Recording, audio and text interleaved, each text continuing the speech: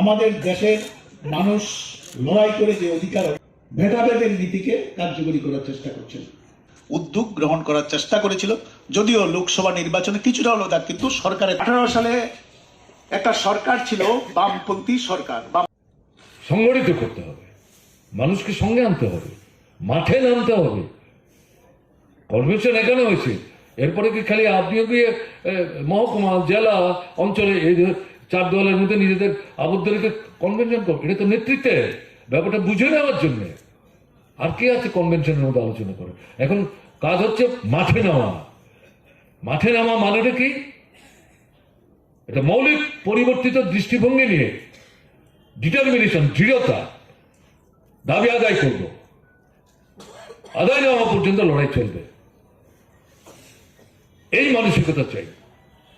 পরিস্থিতি এই যে একটু একটু করে পরিবর্তন হচ্ছে, যেটা আমি বলবার, বুঝাবার, আপনাদেরকে দৃষ্টান্ত দিয়ে আমি উপস্থিত করার চেষ্টা করলাম, এটাকে আরো ব্যাপক প্রসারিত করবার জন্য, যার মধ্য দিয়ে আপনারা যারা আছেন আছেন। আমি দেখছিলাম যে অনেকেই আমাদের ছেড়ে চলে গেছে। একটা অংশ চুপ করে বসে আছে, একটা অংশ প্রতিপক্ষের সাথে হাত মিলিয়ে উল্টো আপনার মাথায় এখন লাঠি চালাবার চেষ্টা করছে। তাদেরকে ফেরাবার জন্য আপনি সময় দেবেন? কেন সময় দেবেন? আপনি যারা আসবেন, আপনার লড়াই যদি আপনি ঠিক মতো সংগঠিত করতে পারেন, দেখবেন এমনিতে আসবে। বাড়িতে গিয়ে হাত কষলিয়ে বলবেন, হ্যাঁ আমাদের সঙ্গে আসবেন না, ভুল করেছেন তো তাতে কি হলো, এগুলো আমরা ভুলে তুলে যাচ্ছি, এই সমস্ত কথাবার্তা বলার কোনো অর্থ নাই। এই জায়গায় যাবেন না, এটা দুর্বলতা হবে। লড়াই করুন, কিন্তু দৃঢ়তা যেটা, সেটা হচ্ছে দাবি আদায় না হওয়া পর্যন্ত এই লড়াই চলবে। আপনারা এমন কোনো দাবি তো করেননি, সমাজতন্ত্রের দাবি তো করেননি, পুঁজিবাদ ধ্বংস হোক এই স্লোগানতে আপনার দাবি সনদ নাই, সাম্রাজ্যবাদ মানে তার বিনাশ হোক এই দাবিও তো এর মধ্যে আনেননি। যুদ্ধ নয়, শান্তি চাই, খুব প্রাসঙ্গিক।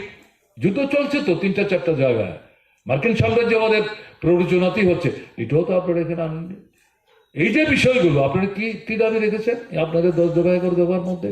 নিজেরাই বলছেন, সুদন নিজেও বলছিলেন, আরে এগুলো তো আমরা এনজয় করতাম বামফ্রন্ট সরকারের সময়ে, হরণ করে নিয়েছে, এগুলি ফেরত পেতে চাইছি, রক্ষা করতে চাইছি।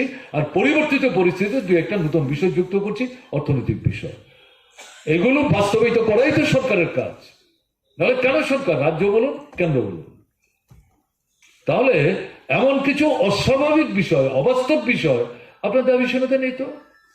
আমি দেখলাম আপনাদের যে 4টা সংগঠনের নেতারা কথা বললেন, অল্প সময় কথা বলেছেন, যদিও নিজেদের সংগঠনের অঙ্গ সংগঠনের সাংগঠনিক কর্মসূচি নিয়েও কথা বলেছেন, কিন্তু কেউ তো বলেন এই দাবিগুলি ঠিক না, এটা তো একটা অতিরঞ্জন হচ্ছে, অবাস্তব হচ্ছে।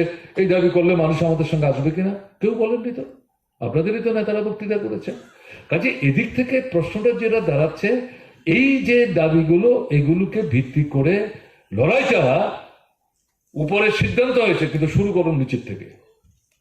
আপনার গ্রাম, আপনার অঞ্চল দিয়ে আরম্ভ করুন। আমাদের কিন্তু আরেকটা দস্তুর হয়ে গেছে, দিল্লির সার্কুলার, অল ইন্ডিয়া কমিটির নির্দেশ, এর বাইরে আমরা খুব বেশি কিছু করার চিন্তা করি না। নিজের পক্ষে রাজ্য কেন্দ্র, এটা উল্টোতে হবে এখন।